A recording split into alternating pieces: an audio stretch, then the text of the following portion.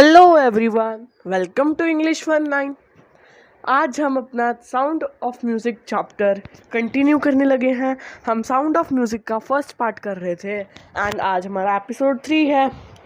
और हमने last class में पढ़ा था कि एवलिन ग्लीनी जो थी उसने बहुत सारे रिवॉर्ड्स ले लिए थे, बहुत सारी मास्टरी कर ली थी सारे इंस्ट्रूमेंट्स में बिकॉज ऑफ रॉन फॉब्स। मतलब रॉन फॉब्स उसकी लाइफ में क्या था, एक गॉड की तरह आया था। ठीक है, तो आज हम पढ़ने लगे हैं एवलिन ग्लीनी। एवलिन ग्लीनी की हम स्पीच के बारे में पढ़ने लगे हैं। अब आप कहोगे कि वो तो डेफ थी, पर वो इतनी अच्छी तरह बोल कैसे सकती थी? क्योंकि अब देखो, वो डेफ थी, है ना। और अगर वो डेफ थी तो उसको नहीं पता होगा कि वर्ड्स कैसे बोलते हैं, किसी से बात कैसे करते हैं। बट वही आज हम इस यहाँ पे पढ़ने लगे हैं। सबसे पहला यही है, सबसे पहला है कि एवलिन जो थी उसकी स्पीच बिल्कुल क्लियर थी। मतलब वो नॉर्मल बच्चों की तरह बोल सकती थी एवलिन जो थी। क्यों स्पीच उसकी क्लियर थी? क्योंकि 11 ईयर्स तक तो वो डेफ थी ही नहीं। 11 ईयर्स तक जो होता है, वो बच्चा जो होता है वो बोलना अच्छी तरह सीख लेता है। जो 8 9 10 ईयर्स के होते हैं उसमें हमारे को हमारी स्पीच देना, मतलब हमारे को अच्छी तरह बोलना आ जाता है। तो वो 11 ईयर तक क्या थी, डेफ नहीं थी। और 11 ईयर्स के बाद वो डेफ हुई थी, इसीलिए उसकी स्पीच जो थी वो क्लियर थी। एंड सेकेंडली, वो एक्सेलोफोन, अब उसके बारे में हम बात करेंगे कि वो ना अपने अलग अलग बॉडी के पार्ट से अलग अलग ट्यून्स को, अलग अलग टोन्स को क्या करती थी, फील कर सकती थी। और वो एक्सेलोफोन को अपनी फिंगर टिप से, क्योंकि एक्सेलोफोन क्या होता है, एक पियानो शेप का डिवाइस होता है, ऐसे ऐसे कुछ होता है। एंड उसको ना स्टिक्स की हेल्प से ऐसे इसके ऊपर हिट करते हैं तो उसमें साउंड प्रोड्यूस होती है। तो जब वो साउंड को कैसे फील करती थी, वो उस साउंड को इस तरह फील करती थी, क्योंकि उसके जो हाथ की फिंगर की टिप्स थी वो क्या थी, इस स्टिक पे लगी रहती थी। मतलब उस घर के टिप से वो उस स्टिक को पकड़ती थी, इसीलिए वो एक्सेलोफोन की जो साउंड थी वो अपने हैंड से सुन सकती थी। और वो जब भी वुडन प्लेटफॉर्म पे जाती थी तब वहाँ पे अपने शूज़ को रिमूव कर देती थी। क्यों रिमूव कर देती थी? ताकि वो नंगे पैर, बेयर फीट का मतलब होता है नंगे पैर, अपने वाइब्रेशंस को फील कर सके।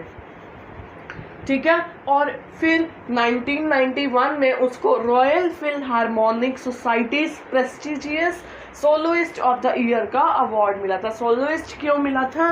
क्योंकि हमने पढ़ा था कि वो ऑर्केस्ट्रा से वो सोलो परफॉर्मेंसेस पे आ गई थी, इसलिए उसको सोलोइस्ट बोला गया था।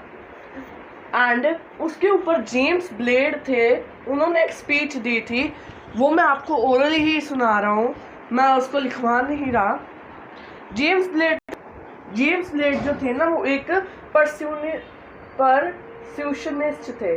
परस्यूशनिस्ट कौन होते हैं? जिनको अलग अलग डिवाइसेस को बजाना आता है, अलग अलग डिवाइसेस को यूज करना आता है। तो उन्होंने एवलिन के लिए स्पीच दी थी कि God may have taken her hearing, but He has given her back something extraordinary. What we hear, she feels far more deeply than any of us.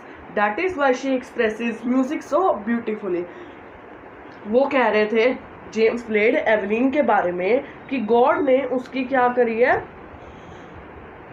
Hearing की जो पावर है उसको ले लिया है, बट गॉड ने उसको क्या है, एक एक्स्ट्रा ऑर्डिनरी पावर दी है कि जो हम सुनते हैं उसको वो फील करती है, और हमसे भी अच्छी तरह वो उसको वो फील करती है, किसी भी साउंड को, म्यूज़िक को। इसीलिए उसने म्यूज़िक को इतनी अच्छी तरह क्या कर रखा है, एक्सप्रेस कर रखा है म्यूज़िक को। फिर हमारा लास्ट के 2 पैराग्राफ्स रह गए, 9th and 10th पैराग्राफ, वो हम कर लेते हैं। चलो स्टार्ट करते हैं। तो उसके बाद क्या था, जो एवलिन थी वो क्या करती थी, अपने रेगुलर कंसर्ट्स करती थी। एंड वो रेगुलर अपने जो कंसर्ट्स करती थी उसके अलावा वो प्रिजन क्या होता है, जेल में, हॉस्पिटल्स में और क्या करती थी, अपने कंसर्ट्स करती थी एंड यंग म्यूजिशियंस को भी सिखाती थी, क्लासेस लेती थी यंग म्यूजिशियंस की।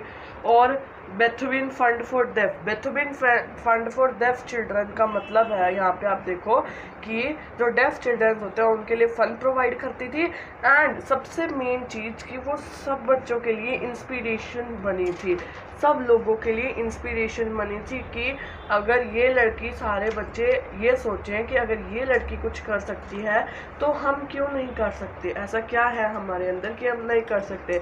तो मेनली ये जो थी इंस्पिरेशन थी किसके लिए, हैंडीकैप्ड बच्चों के लिए, डेफ चिल्ड्रंस के लिए, ये क्या थी, एक इंस्पिरेशन थी।